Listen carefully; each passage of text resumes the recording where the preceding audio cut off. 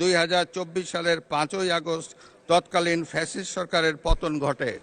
বাংলাদেশের গণতন্ত্রের ইতিহাসে 2024 সালের জুলাই আগস্ট মাসে ছাত্র জনতার গণ অভ্যুত্থান একটি গুরুত্বপূর্ণ ঘটনা। কোটা সংস্কার আন্দোলন থেকে এক পর্যায়ে এটি ফ্যাসিবাদ বিরোধী আন্দোলনের রূপ নেয়। দেশের ছাত্র জনতা, কৃষক, শ্রমিক, শিক্ষক, সাংবাদিক, বুদ্ধিজীবী, প্রবাসী তথা সকল শ্রেণী পেশার মানুষ গণতন্ত্রের পক্ষে রাজনৈতিক দলসহ সকলের সম্মিলিত আন্দোলনের ফলে 2024 সালের 5ই আগস্ট তৎকালীন ফ্যাসিস্ট সরকারের পতন ঘটে।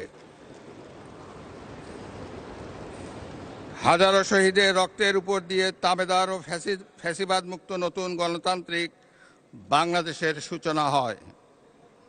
আমি 2024 সালে জুলাই আগস্ট ছাত্র জনতার গণ অভ্যুত্থানে শহীদ ও আহতদের এবং দীর্ঘ 1.5 দশকের ফ্যাসিবাদী শাসন আমলে গুম, খুন, বিচার বহির্ভূত হত্যাকাণ্ড এবং ফ্যাসিবাদ বিরোধী আন্দোলনে নির্যাতন ও নিপীড়নের শিকার সাধারণ মানুষ ও রাজনৈতিক দলের সদস্যবৃন্দকে কৃতজ্ঞতার সঙ্গে স্মরণ করছি,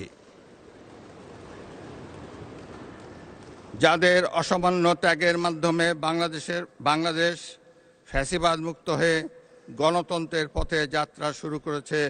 সকলকে জানাই আমার আন্তরিক শ্রদ্ধা। 2024 সালের গণ অভ্যুত্থানে সহস্রাধিক মানুষ শহীদ হয়েছেন। নারী, পুরুষ, শিশুসহ আহত ও পঙ্গু হয়েছেন কমপক্ষে 30,000 মানুষ। 5 শতাধিক মানুষ চোখ হারিয়ে অন্ধত্ব বরণ করেছেন। 1971 সালের স্বাধীনতা অর্জনের যুদ্ধ, 2024 সালের দেশ এবং জনগণের স্বাধীনতা রক্ষার যুদ্ধ সহ এ যাবৎকাল দেশের ইতিহাসের সকল গণতান্ত্রিক আন্দোলনের শহীদদের আকাঙ্ক্ষিত বাংলাদেশ প্রতিষ্ঠার লক্ষ্যে সরকার কার্যক্রম অব্যাহত রেখেছে। 2024 সালে ছাত্র জনতার গণ অভ্যুত্থানে আহতদের দেশের বিভিন্ন হাসপাতালে চিকিৎসা চলমান রয়েছে। 137 জন গুরুতর আহত জুলাই যোদ্ধাকে উন্নত চিকিৎসার জন্য বিদেশে পাঠানো হয়েছে। আহতদের 12,043টি স্বাস্থ্য কার্ড দেওয়া হয়েছে। 1971 সালের বীর মুক্তিযোদ্ধা ও 2024 সালের জুলাই যোদ্ধাদের চিকিৎসা সহায়তা ও ভাতা অনলাইন ব্যাংকিং সিস্টেমে পরিচালিত হচ্ছে।